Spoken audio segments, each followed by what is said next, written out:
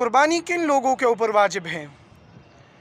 कुर्बानी के लिए आपने 5 बातों का ख्याल रखना है। सोना, चांदी, माली तिजारत, नगद रकम, ज़रूरत से ज़ायद माल, ये आपके पास होने चाहिए 10 ज़िलहज्जा की सुबह से लेकर 11 और 12 ज़िलहज्जा के गुरूब आफ्ताब तक।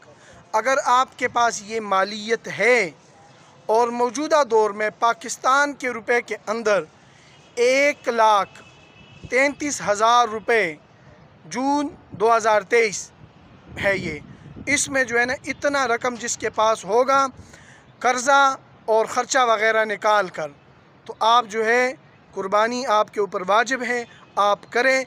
इंशाअल्लाह अज़ीज़ इन 3 दिनों में आपके अमल से कोई बेहतर अमल नहीं होगा।